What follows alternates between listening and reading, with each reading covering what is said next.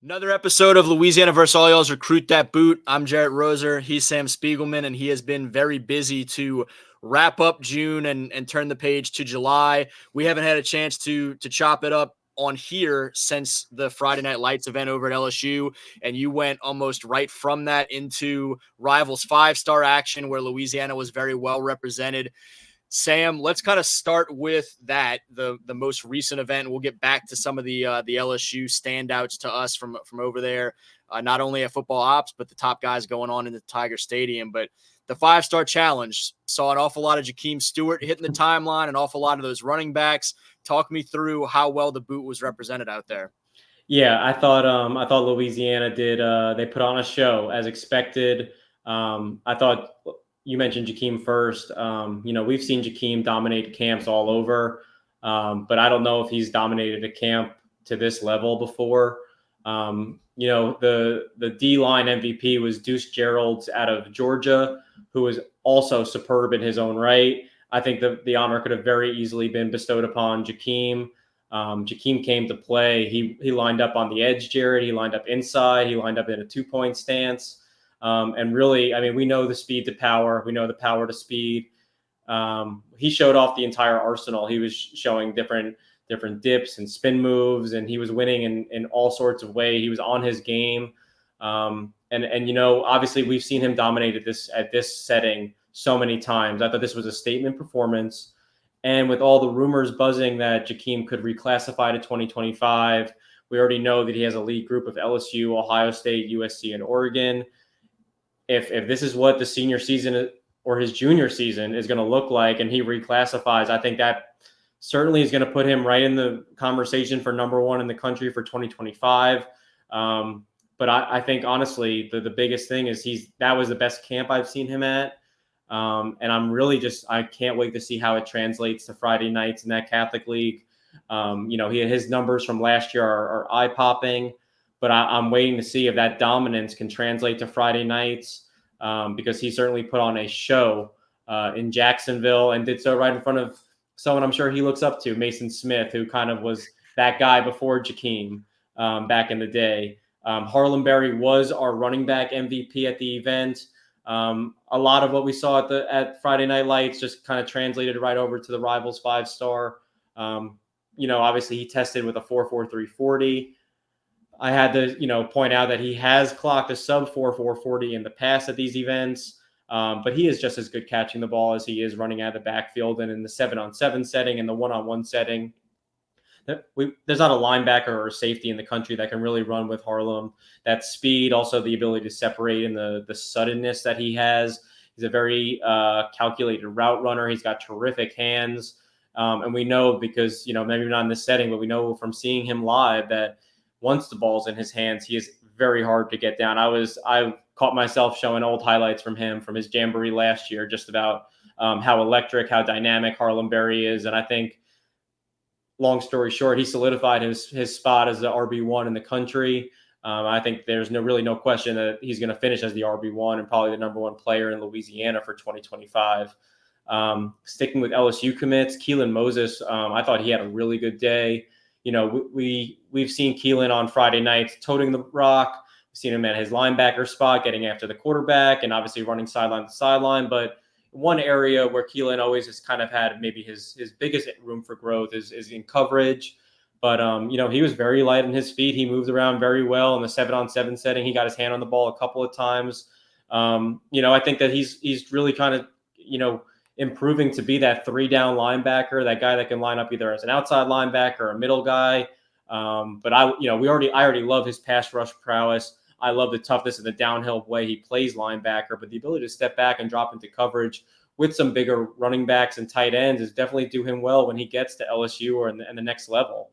And sticking with the running back theme, Jasper Parker, this was a really great evaluation for Jasper, who we know what he does on tape, and we know that in the Hank Tierney offense, he's running between the tackles and he's showing off his speed away from the pack. But Jasper Parker is a fantastic pass catcher out of the backfield. He's a north of 6'1", just about 200 pounds. So he has the size. He made a couple of really just difficult grabs off balance. So I'm thinking, when he has a more clear path, this guy can make guys miss. He can run through them. I think he can run to the outside as well as he can to the inside. So I thought for Jasper Parker, totally a stock up event for him.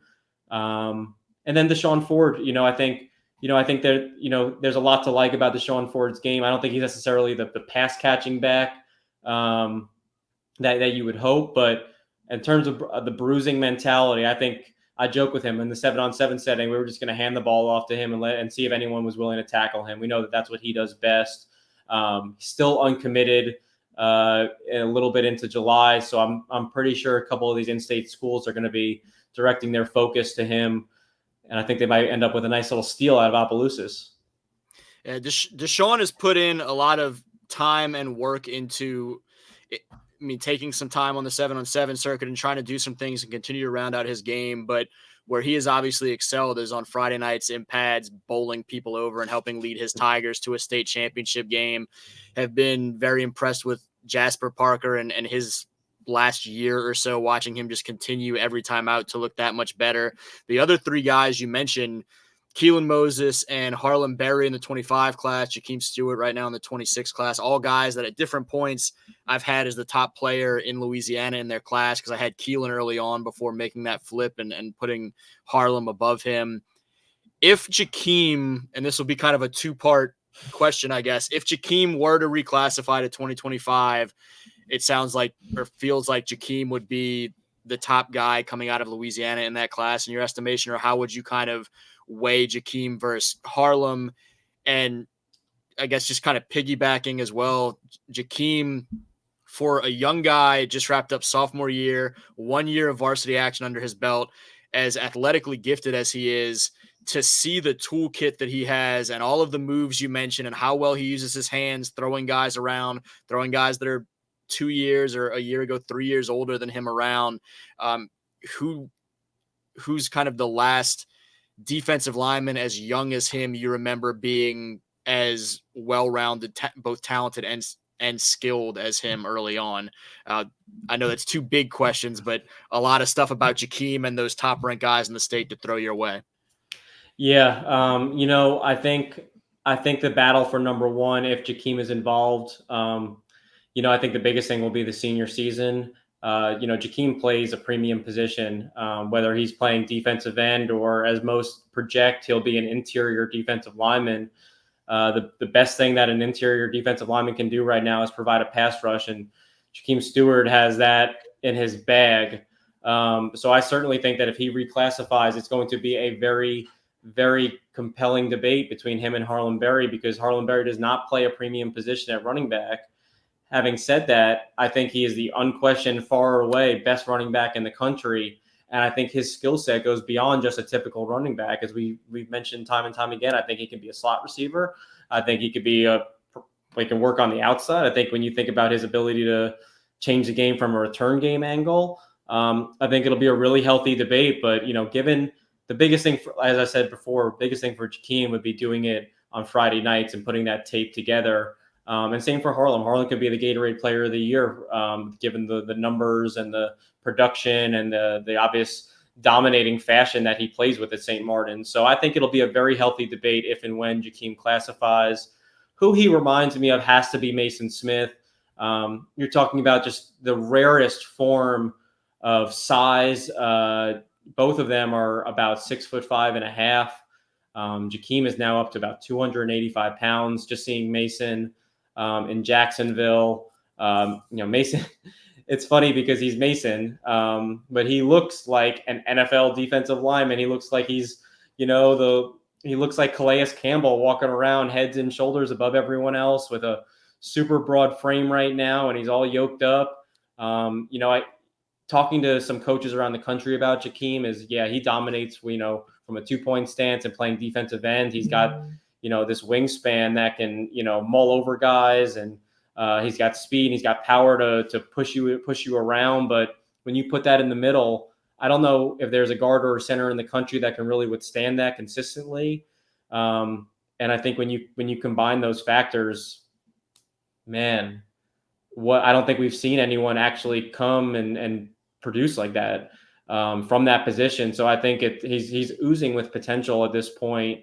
I just really can't wait for Friday nights to get here and see that St. Aug schedule and see what Jakeem is able to do on when the pads are on. Like you said, he's only got 1 year of varsity film under him, but he just dominated a bunch of guys that are about to be seniors at SEC schools and made it look pretty easy. So I think putting that all together and putting it to work will be the biggest question mark or hurdle ahead of Jakeem for those questions. I mentioned we'd kind of backtrack some to the LSU Friday Night Lights event. One of those guys we mentioned, Harlem Berry, was certainly one of the top performers there. Him and his buddy JT Lindsay from Alexandria, the two 2025 LSU commits, at the running back position, both fantastic out there. We had a chance to see Bryce Underwood in his future home stadium, and guys ranging from those 2025 commitments on down to some impressive 27s and 28s, just kind of, digging back into the memory a couple weeks. What stands out? What do people need to know that they haven't read from one of us, more recently, in terms of guys that caught your attention and you're still thinking about their performance in Tiger Stadium? Well, I'm definitely still thinking about the two safeties that we saw in Baton Rouge. They're not only the two best safeties in Louisiana, but they're two of the best in the country. And I really don't care what order you put them in, because I do think that they're both two of the best top 25 or 40 players in the country. Blaine Bradford from Baton Rouge Catholic, and Aiden Hall from Edna Carr. Blaine has had a tremendous summer. When we saw him at OT7, we were kind of, hoping we would see more from him. But then he went to camps at Ohio State. He clocked a 4.40 at Ohio State. At Bama, measured in at north of 6'2" and about 200 pounds. So he's a big bodied safety. And we saw just how well he moves in that frame with that 4.4 speed. I probably posted it 2 or 3 times already, but Bryce Underwood doesn't leave that ball up there for too long. So to see Blaine Bradford's range on the back end closing in, super rangy, super physical. Again, I have that spitting image of him picking off DeBetta in the Superdome still in my mind, and I remember thinking I didn't have my camera on because I was so wowed by how quickly Blaine got there, and I saw it again at Baton Rouge. We also saw him playing in the slot, pressing guys, his ability to cover tight ends and receivers from the slot. Blaine Bradford has had a summer to remember. And then Aiden Hall, similar. Aiden Hall is close to 200 pounds at this point as well. I've always kind of been like, Blaine is that bigger safety and Aiden is the more athletic safety. But Aiden, they're both kind of similarly built. Aiden just about 6'2" and 200 pounds. I thought he was really sharp in coverage, ability to turn and run. Like, he's a safety. And what Aiden does on Friday nights, that he can lay the wood, and he closes very quickly on the football. I thought he was a standout in Baton Rouge as well. And then over to those 2027 quarterbacks, we are always partial to talking about Pop Houston and Elijah Haven, and Malachi Ziegler was not there for Friday Night Lights, but Elijah and Pop were. And they were joined by some of the best 2027s in the country, and Trey Taylor from the Chicago area, and Colton Nussmeier, who, that name sounds familiar. I think his brother might be on the LSU football team. I'll have to double check after this. But along with Trent Seaborn, he had 5 of the best 2027 quarterbacks in the country. I know I'm excluding a few, but Pop Houston, I thought, was the best underclassman quarterback on hands. I think he is a ready-to-go product. I am so I've said this time and time again, so I'm rushing through this, but I cannot wait to see what Pop does. He has had another great summer, winning the Arkansas 7-on-7 tournament, turning heads at A&M and Oklahoma camps, and then also at LSU where we were there. I just think the ball fires out of his hands. He's so confident in his throws. The competitiveness that we talked about in a previous podcast, I think Pop has it in spades. And I love that assassin mentality from the quarterback position. I think right now he is the best of that group. We talked about what Elijah Haven did at OT7, and I saw some drastic improvement in a very short period of time from Elijah, throwing over the middle, his timing and his accuracy on those routes. We know that he's got a beautiful deep ball. He's got all the arm talent in the world. And you talk about upside down the road. I think Elijah Haven brings all those tools that I mentioned, and then the enormous upside being a fantastic multi-sport athlete with the same speed that he can get out of the pocket and move. I think the sky is a limit, and I think he's going to continue to get better and better and better. He's I hate to keep using this dripping with potential, but that's exactly what Elijah is at this point. Trey Taylor, I thought, again, kind of like Pop, extremely accurate. They're very smooth, great mechanics, just a calmness about his play style. I thought he was really good, really consistent. Looking back at the film, and whether it was in the short field or throwing deep, I thought Trey Taylor from Chicago is definitely one of those names nationally to keep a name for. Then there's Nussmeier cat. I am, of course, not only thinking of what he did at Friday Night Lights, but I did just see him at the Texas State 7-on-7, and he's got the same pump fake as Garrett. He's a lefty, which of course gives me a little bit of trepidation. But man, the pump fake, the gamer mentality, the willingness to take chances downfield, the ability to put a little bit of oomph on his throws, but also take a little bit off. I think he's just, when you're the son of a quarterback, the son of an offensive coordinator, a quarterback coach, I think the game just comes naturally. And, I very distinctly remember evaluating Garrett Nussmeier at this age. And I think I was higher on Nussmeier than anyone else after what I saw. And, Colton is even younger. He's going into his sophomore year of Flower Mount Marcus, but brings that same gamer mentality. He led a game-winning drive with 90 seconds to go. It took him 3 or 4 throws, and a game-winning touchdown was thrown. He loves to attack downfield, and he just has a great command and feel for the offense and his receivers that you just kind of trust him when the ball's in his hand. And I don't think you feel that way about every quarterback in the country. So between the safeties and the quarterbacks, I think we were pretty busy with the talent over there in Friday Night Lights. I'm going to have to link in my videos from Manning Passing Academy. Garrett Nussmeier talking about little brother Colton. He said he spins it better than he did when he was his age, which is pretty big praise. So if you haven't had a chance as fans to watch any of Colton yet, I mean, get your hands on whatever film you can. He's impressive. And then Blake Shapen, the now Mississippi State quarterback, we just watched the last couple of years at Baylor. I asked if he keeps up at all watching or just knowing what's going on at Evangel in terms of the football team where he was a prep standout in 2 sports. And he said he knew they had a couple down years, but they were expected to be back, and he knew they had a good young quarterback. And so I thought that was kind of cool for Pop Houston to know that an SEC quarterback is already kind of keeping tabs on him. You mentioned the quarterbacks and safeties. We saw some good tight ends. JD LaFleur, a guy we talked about quite a bit already, a 2025 commit. We saw, and I'll give a little shout out to Dorian Hollins, the East Jeff tight end that we saw that was a little bit of an under the radar prospect who impressed both of us, was in that final group. And then Ahmad Hudson, the 2027 guy, just continues every time out, looks that much more like a football player. He's a guy that's always been an impressive young athlete, but he looks smooth as could be out there running routes and making big catches, adjusting his body in the air, not necessarily surprising from a basketball player. But Ahmad was someone who really stood out to me at Friday Night Lights. Yeah, the kid from East Jeff, we had talked privately about one more eye catcher for you include on the list, and I couldn't leave him out either. I think that's a senior sleeper.